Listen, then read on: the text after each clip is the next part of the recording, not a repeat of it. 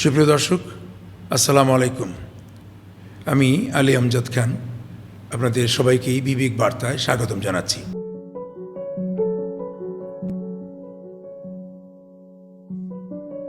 সুপ্রিয় দর্শক, দয়া করে চ্যানেলটিকে সাবস্ক্রাইব করুন, যাতে করে আমাদের কিছু কথা আপনাদের কাছে পৌঁছাতে পারি। এ পর্যায়ে আমরা একটা শিরোনাম নিয়ে কথা বলবো। সেটা হচ্ছে দুদকে 3 মাসে 5,451টি অভিযোগ। বেড়েই চলেছে দুর্নীতি দমন কমিশনে জমা পড়া অভিযোগের সংখ্যা। গত বছরের 5 আগস্টের পর থেকে এই সংখ্যা লাফিয়ে বাড়ছে। দুদক বলছে গত 3 মাসেই প্রায় 5,500 অভিযোগ সংস্থাটিতে জমা পড়েছে। সমন্বিত জেলা কার্যালয়, প্রধান কার্যালয় এবং দুদকের হটলাইনে এসব অভিযোগ আসছে প্রতিনিয়ত। দুদক কর্মকর্তা বলছে, যাচাই বাছাই শেষে অভিযুক্তদের বিরুদ্ধে দ্রুত আইনানুগ ব্যবস্থাও নিচ্ছে কমিশন। তবে অভিযোগ আমলের ক্ষেত্রে দুদকের আইন ও বিধি মেনেই নেওয়া হচ্ছে, সুপ্রিয় দর্শক, এখানে যে কথাটা বলতে চাই সেটা হচ্ছে, এই যে 5,451টি অভিযোগ 3 মাসে জমা পড়ল, এখন যদি এটাকে যাচাই বাছাই করা হয়, সেই ধরনের সক্ষমতা কি দুদকের আছে কিনা,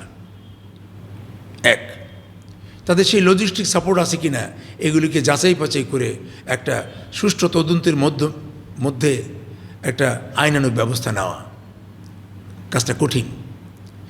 এখন এ নিয়ে যদি বিষয়টা বিস্তর বলতে চাই, তাহলে আজকে আমাদের দেশের যে সামগ্রিক চিত্র, দুর্নীতি ছাড়া সামনে আর কিছুই পড়ছে না। এখন দুর্নীতির তদন্ত করবেন, বিচার করবেন, আর নতুন নতুন দুর্নীতি সৃষ্টি হতে থাকবে, তাতে তো সারা জীবনেও দুর্নীতি দমন হবে না। তাই দুর্নীতি দমন কমিশন যদি দুর্নীতি দমন করতে চায়, তাহলে শুধু আইন প্রয়োগ করেই দুর্নীতি দমন হবে এমনটি নয়। এখানে আমাদের দেশের সাধারণ মানুষের ভূমিকা অনেক বেশি। সেটা কি? মানুষকে বিবেকের অনুশাসনে আসতে হবে, যেটা আমাদের মূল স্লোগান।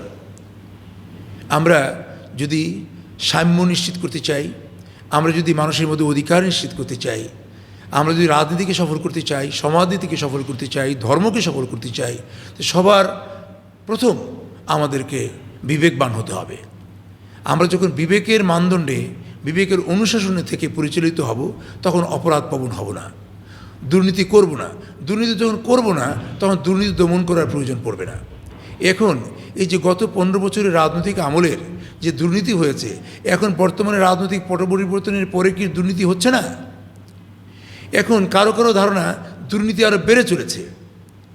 এবং দেখেন, প্রত্যেকটা রাজনৈতিক দলে কোনো না কোনোভাবে কিছু অতি উৎসাহী নেতাকর্মীরা তারা ইতিমধ্যেই দুর্নীতিতে ঝাঁপিয়ে পড়েছেন।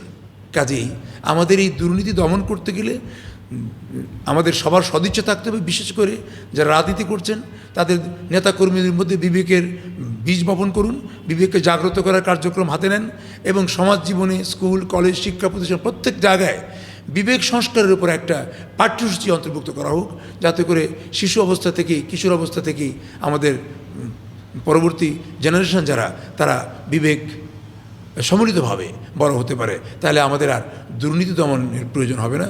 সবাই বিবেকবান হলে তখন দুর্নীতি এমনিই কমে আসবে। দর্শন, রাহাজানি সব কিছু, অর্থাৎ সভ্যতার পরিপন্থী সভ্যতার যত অন্তরায় আছে, সবগুলো ক্রমশই কমে আসবে। এটাই আমরা আশা করছি। এবং আমাদের এই চ্যানেলের মাধ্যমে, সুপ্রিয় দর্শক, আমরা এই বিবেক বার্তার মাধ্যমে আমরা এই বিবেকের বার্তা সর্বস্তরে পৌঁছাতে চাই। কাজে দয়া করে আমাদের চ্যানেলটিকে সাবস্ক্রাইব করুন এবং আমাদেরকে সাধারণের মাঝে বিবেকের বার্তা পৌঁছে দেওয়ার জন্য সুযোগ করে দেন। ভালো থাকেন দর্শক। আসসালামু আলাইকুম।